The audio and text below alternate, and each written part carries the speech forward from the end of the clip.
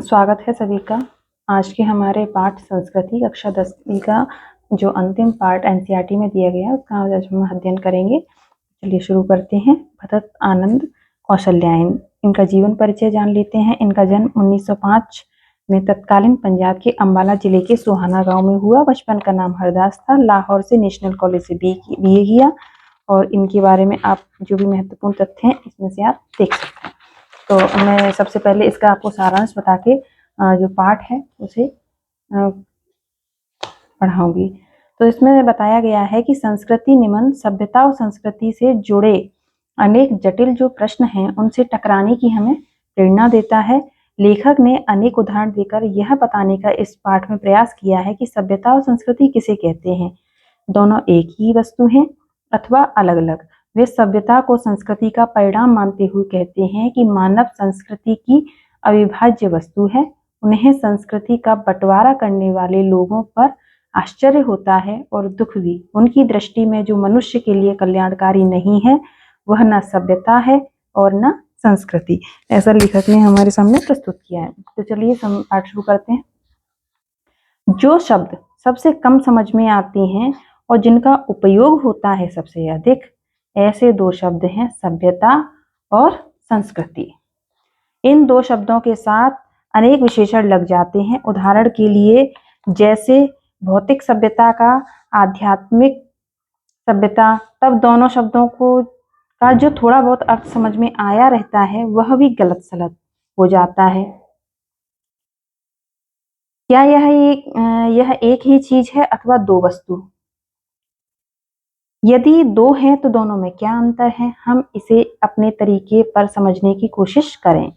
कल्पना कीजिए उस समय की जब मानव समाज का अग्नि देवता से साक्षात नहीं हुआ था। आज तो घर घर चूल्हा जलता है। जिस आदमी ने पहले पहल आग का आविष्कार किया होगा वह कितना बड़ा आविष्कार करता होगा। अथवा कल्पना कीजिए उस समय की जब मानव को सुई धागे का परिचय न था। जिस मनुष्य के दिमाग में सबसे पहले बात आई होगी कि लोहे के एक टुकड़े को घिसकर उसके एक सिरे को छेदकर और छेद में धागा पिरोकर कपड़े के दो टुकड़े एक साथ जोड़े जा सकते हैं, वह भी कितना बड़ा आविष्कार करता रहा होगा। इन्हीं दो उदाहरणों पर विचार कीजिए।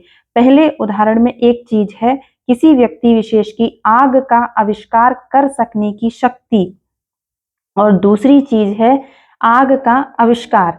इसी प्रकार दूसरे सुई धागे के उदाहरण में एक चीज है सुई धागे का आविष्कार कर सकने की शक्ति और दूसरी चीज है सुई धागे का आविष्कार।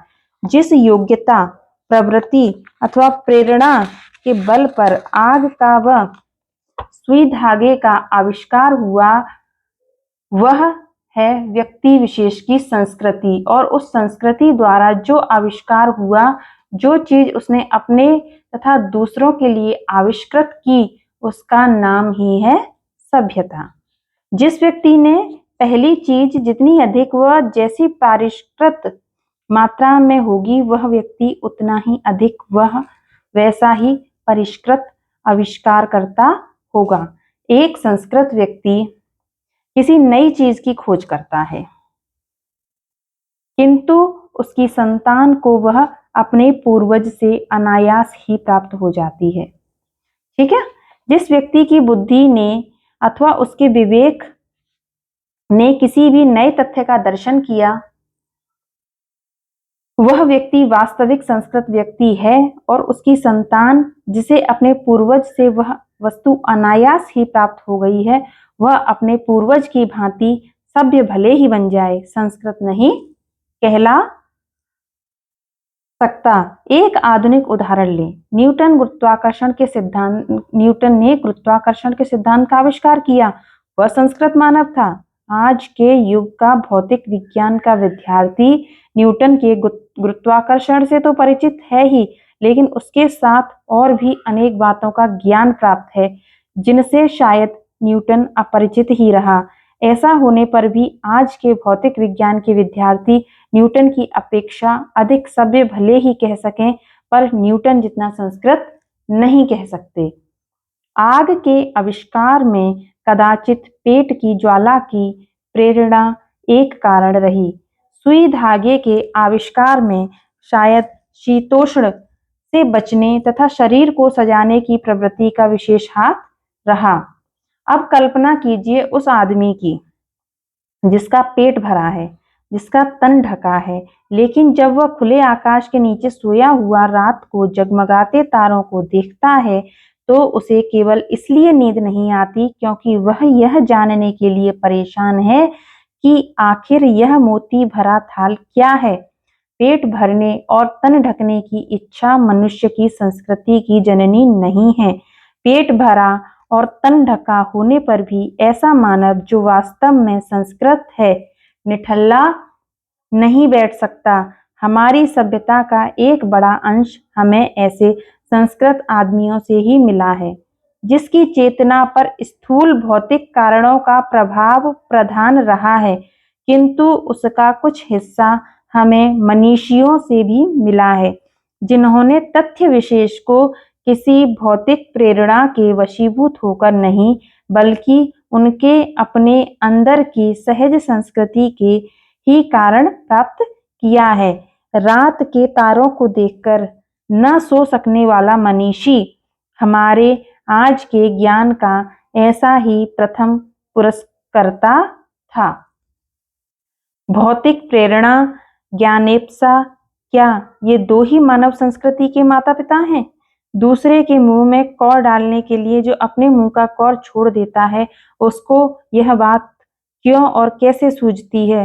रोगी बच्चे को सारी रात गोद में लिए जो माता बैठी रहती है वह आखिर ऐसा क्यों करती है? सुनते हैं कि रूस का भाग्य विधाता लेनिन अपनी डेस्क में रखे हुए डबल रोटी के सूखे टुकड़े स्वयं न खाकर दूसरों को खिला दिया करता था। वह आखिर ऐसा क्यों करता था? संसार के मजदूरों को सुखी देखने का स्वप्न देखते हुए कार्ल मार्क्स ने अपना सारा जीवन दुख में बिता दिया और इन सबसे बढ़कर आज नहीं, आज से 2500 वर्ष पूर्व सिद्धार्थ ने अपना घर केवल इसलिए त्याग दिया कि किसी तरह तृष्णा के वशीभूत लड़ती कटती मानवता से सुख से रह सके। हमारी समझ में मानव संस्कृति की जो योग्यता आग व सुई धागे का आविष्कार कराती है वह भी संस्कृति है, जो योग्यता तारों की जानकारी कराती है वह भी है, और जो योग्यता किसी महामानव से सर्वस्व त्याग कराती है वह भी संस्कृति है। और सभ्यता है संस्कृति का परिणाम। हमारे खाने पीने के तरीके, हमारे ओढ़ने पहनने के तरीके, हमारे गमनागमन के साधन, हमारे परस्पर कट मरने के तरीके, हम सब हमारी सभ्यता है। मानव की जो योग्यता उसे आत्मविनाश के साधनों का आविष्कार कराती है, हम उसे उसकी संस्कृति कहें या असंस्कृति, और जिन साधनों के बल पर वह दिन रात आत्मविनाश में जुटा हुआ है उन्हें हम उसकी सभ्यता समझें या असभ्यता।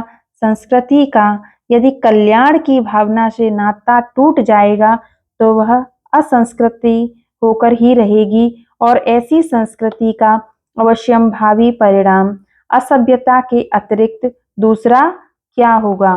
संस्कृति के नाम से जिस कूड़े करकट के ढेर का बोध होता है वह संस्कृति है न रक्षणीय वस्तु। क्षण क्षण परिवर्तन होने वाले संसार में किसी भी चीज को पकड़कर बैठा नहीं जा सकता।